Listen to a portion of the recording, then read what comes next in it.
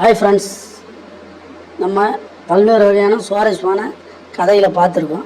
இப்போ அதை விட சூப்பரான ஒரு கதைகளை போகலாம். வாங்க வீடியோக்குள்ளே போகலாம். என் பெயர் தன்யா. பெயருக்கு அர்த்தம் என்னவோ அதிர்ஷ்டசாலி தான். ஆனால் என் வாழ்வின் ஒவ்வொரு நொடியும் துரதிர்ஷ்டத்தின் நிழலிலேயே கழிந்தது. ராசி இல்லாதவள், பிறந்தவுடனே பெற்றோரை கொன்றவள். இதுதான் நான் விவரம் தெரிந்த நாளிலிருந்து என் பெரியம்மா மற்றும் அத்தையிடம் கேட்டு வளர்ந்த வசவ சொற்கள். என் தந்தை நான் பிறப்பதற்கு 2 மாதங்களுக்கு முன்பே இறந்துவிட்டார். என் தாயோ பிரசவத்தின் போதே உயிர் பிரிந்து விட்டாள்.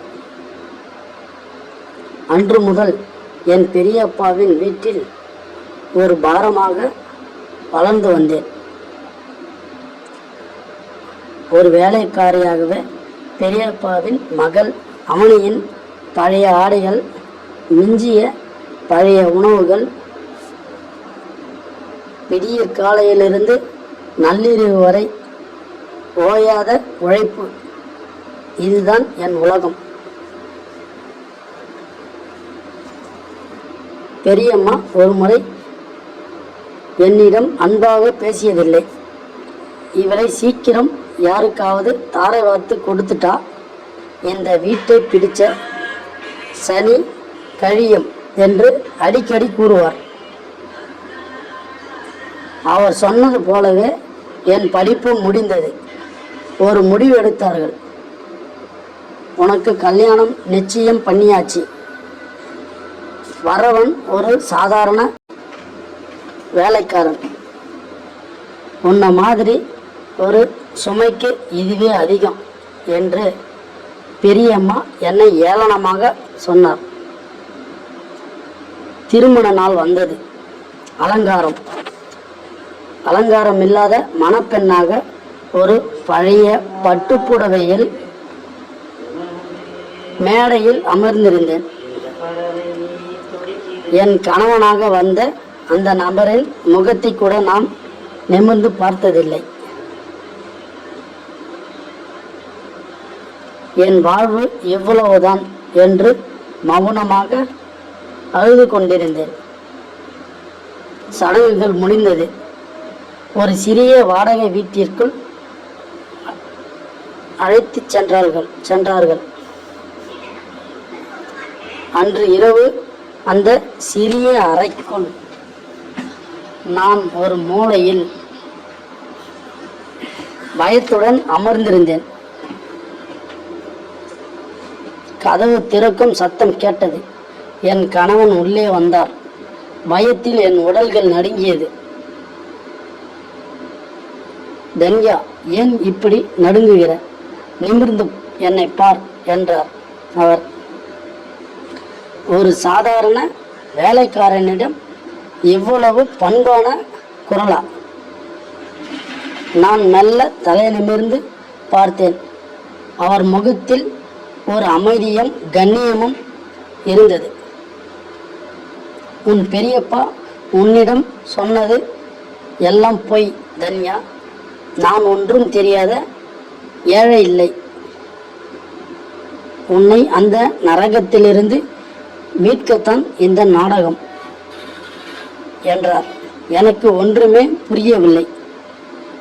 மறுநாள் காலை அவர் என்னை ஒரு மிகப்பெரிய சொகுசு காரில் ஒரு பிரம்மாண்டமான மாளிகைக்கு அழைத்து சென்றார். காரிலிருந்து இறங்கிய நான் அந்த வீட்டின் அழகை பார்த்து மிரண்டு போனேன். வாசலில் ஒரு வயதான பெரியவர் கையில் ஒரு புகைப்படத்துடன் காத்து கொண்டிருந்தார்.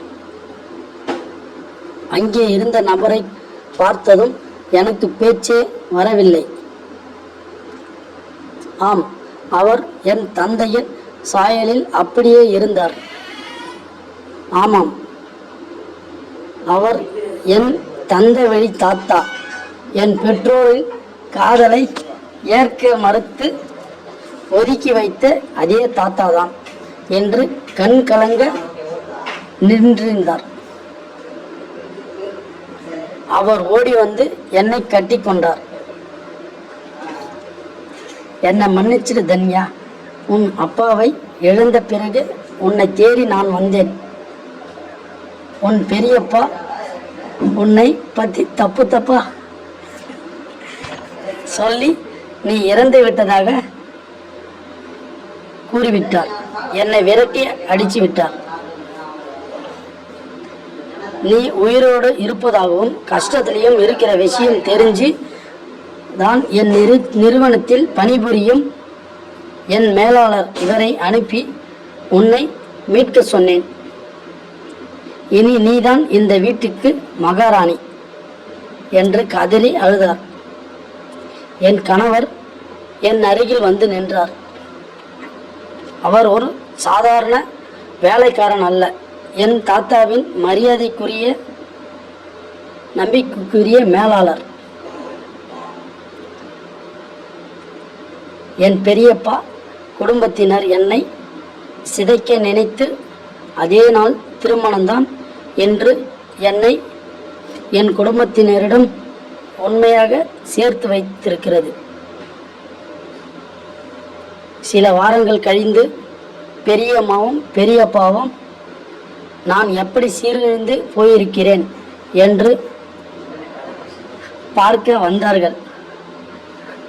ஆனால் அங்கே சொகுசு காரில் பட்டுப்புடவையில் வந்து இறங்கிய என்னை கண்டதும்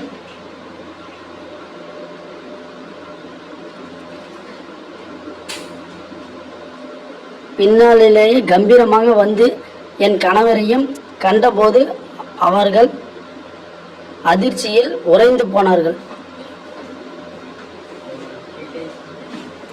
ராசி இல்லாதவள் என்று சொன்னீர்கள் அல்லவா? இன்று என் பெற்றோரின் ஆசீர்வாதமும் என் தாத்தாவின் அரவணைப்பும் எனக்கு கிடைத்துவிட்டது. தன்யா என்ற என் பெயருக்கு இன்றுதான் உண்மையான